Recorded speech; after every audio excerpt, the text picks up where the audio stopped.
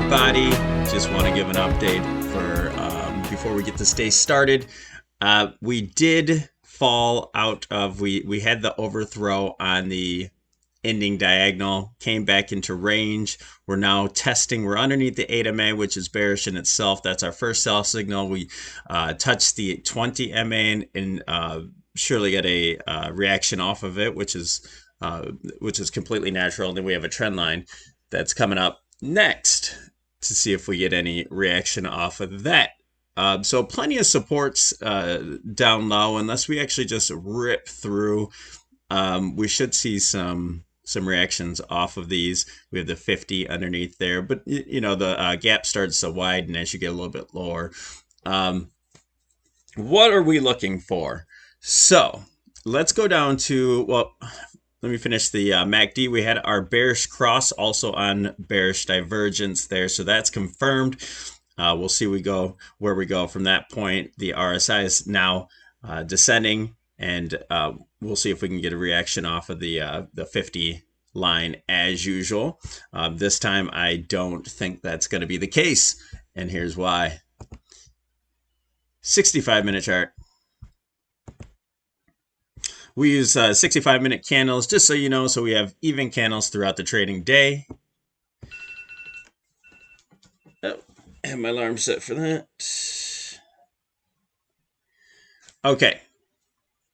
What are we looking for? So I do believe we are finishing, that we finished our wave one. We came down to the options expected move pre-market. So, you know, we may not see that during the regular trading hours on the SPX. That's why I did the, I went to the ES futures. And so we had our wave 1, 2, 3, 4, and 5 for that last 5 wave down.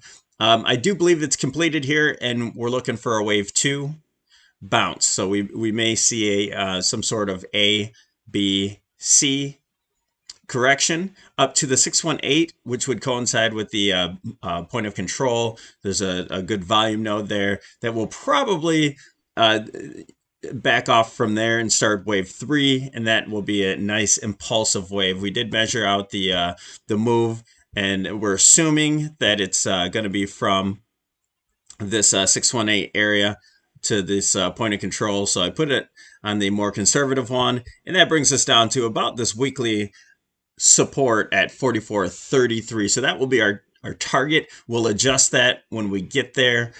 That's just a projection so far. So we do believe that we're in a wave 2 correction, and we'll start descending on wave 3 maybe as soon as tomorrow.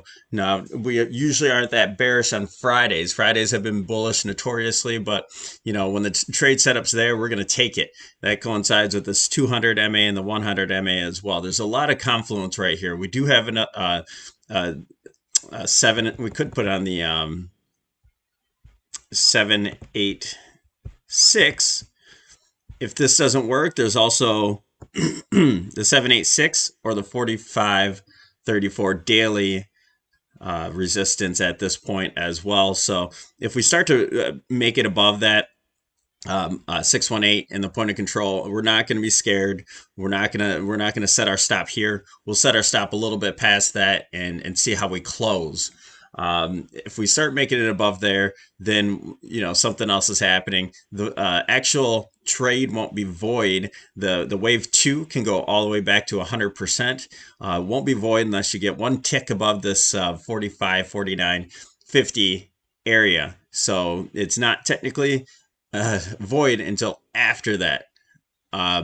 So we'll just keep watching this all-time highs. If that hits, then we have a whole new wave count that we have to start, and we got to start over with looking for a new wave 1, or we'll play that when we get there. But right now we're looking at wave 1, 2, all the way down to wave 3 for the 44.31, and then 4 and 5 underneath that. So that's all I want to get out to you today.